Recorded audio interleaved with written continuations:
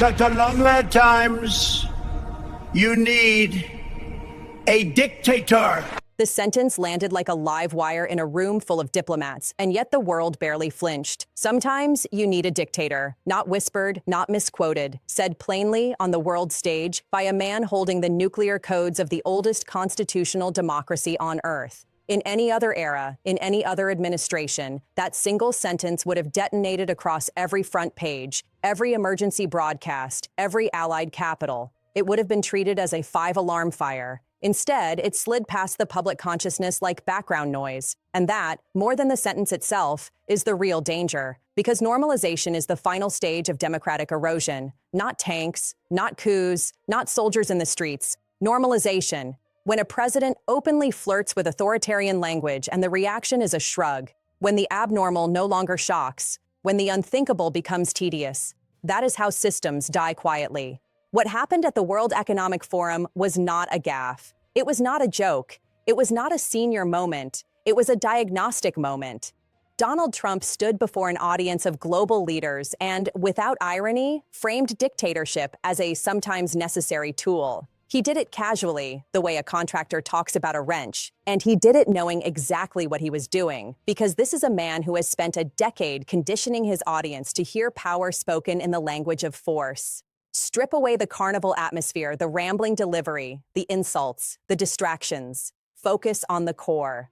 A sitting American president publicly validated the concept of dictatorship as useful. That alone should have frozen the room. But then came the rest of the performance, which functioned not as comedy, but as camouflage. For more than an hour, he lashed out at allies, mocked partner nations, recycled personal grievances, and resurrected one of his most unhinged obsessions, territorial acquisition in the Arctic, Greenland, or Iceland, or whatever happened to be floating in his mind at that moment. The specifics mattered less than the posture, a posture of entitlement, a posture of ownership, a posture that treats sovereign nations not as partners, but as assets on a balance sheet. At multiple points, he referred to the territory he has repeatedly threatened to acquire as Iceland.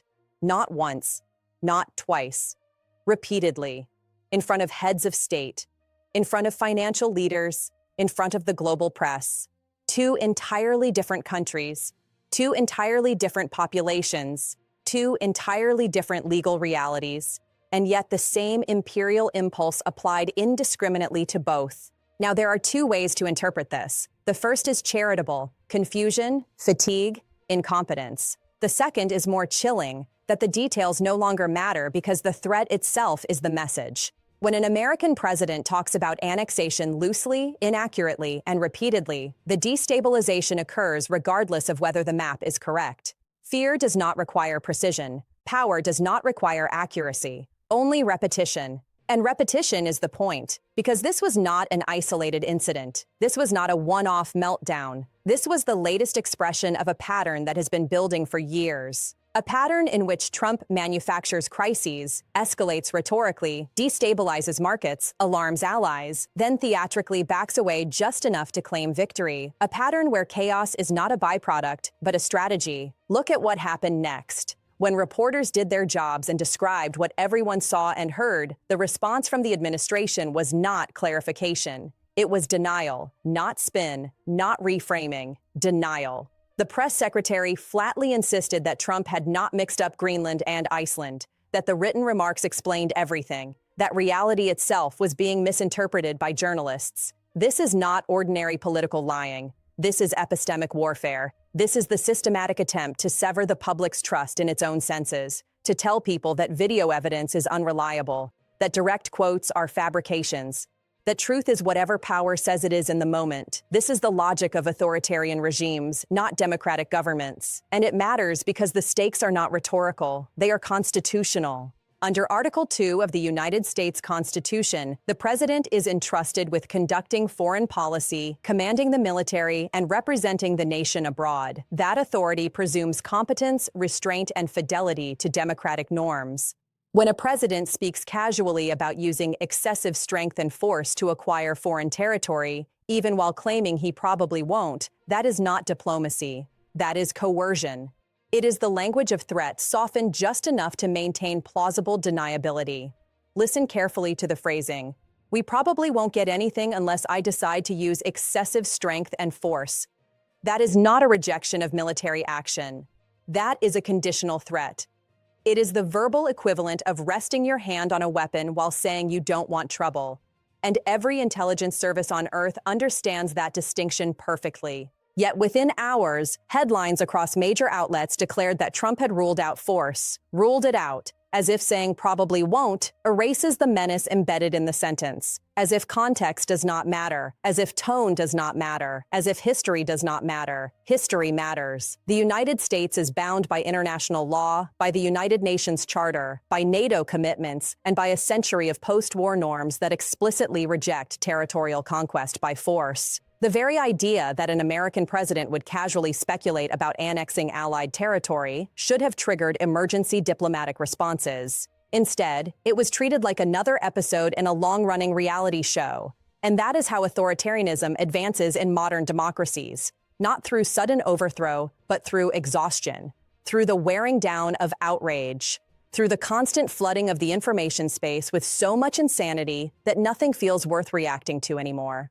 But behind the noise, real damage was being done. Markets reacted, alliances strained. European leaders were forced to publicly reassure their populations that no, the United States is not about to invade them because the president confused two countries with similar names. That sentence alone should haunt every American, because this is not just about foreign policy, this is about the psychology of power. Donald Trump has always viewed leadership through the lens of domination. He does not understand mutual obligation. He does not understand democratic legitimacy. He understands leverage, pressure, submission. That is why he admires dictators. That is why he praises strongmen. That is why he frames alliances as protection rackets and treaties as bad deals. In his worldview, force is clarity. Complexity is weakness. Law is an obstacle. And when he says sometimes you need a dictator, he is not making a theoretical argument. He is articulating a personal aspiration. This is the same man who attempted to overturn a democratic election, the same man who pressured state officials to find votes, the same man who incited a mob to storm the Capitol, the same man who has repeatedly signaled that constitutional limits are inconveniences, not obligations. When someone with that record speaks fondly of dictatorship, it is not metaphor, it is foreshadowing. And yet some commentators still insist on treating this as strategy, as negotiation theater, as some brilliant application of business tactics to geopolitics. This is willful blindness. Real negotiation requires credibility. Real diplomacy requires trust. You cannot bully allies into submission without shattering the very alliances that underpin American power. What Trump calls strength is actually strategic self-sabotage. Because when you threaten tariffs against allies to coerce territorial concessions, you are not projecting power. You are destabilizing the global economy. When markets dip in response, that cost is not abstract. It hits pensions, it hits wages, it hits supply chains. American consumers pay the price for presidential ego. And then comes the walkback, the vague announcement of a framework, a concept of a deal. Language so empty it barely qualifies as language. No details, no terms, no acknowledgement from the supposed counterpart, just noise designed to create the illusion of resolution. And when the leader of NATO himself goes on television and calmly explains that Greenland remains under Danish sovereignty and that the issue was not even discussed, the entire facade collapses. There was no deal, there was no framework, there was no victory, there was only damage control. This is not governing. This is crisis cosplay. And every time it happens, the cost accumulates. Allies learn that American commitments are volatile. Adversaries learn that American leadership is erratic. Domestic institutions learn that truth is negotiable. And the public learns, slowly, dangerously, to lower its expectations. That is the real threat. Not that Trump will wake up tomorrow and declare himself dictator, but that he will continue to erode the guardrails until the distinction between democracy and autocracy feels academic, until phrases like excessive force and dictator are just part of the political wallpaper.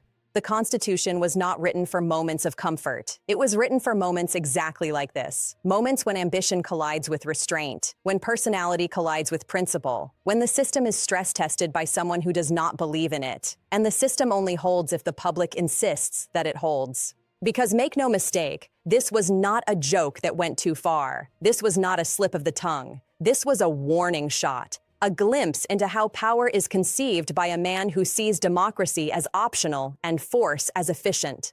The fire is not hypothetical. It is already spreading, slowly, quietly, normalized by repetition and dulled by fatigue. And history is brutally clear about how this ends when people stop paying attention. If you want to understand what is happening, if you want to track these warning signs before they harden into reality, you cannot afford to look away.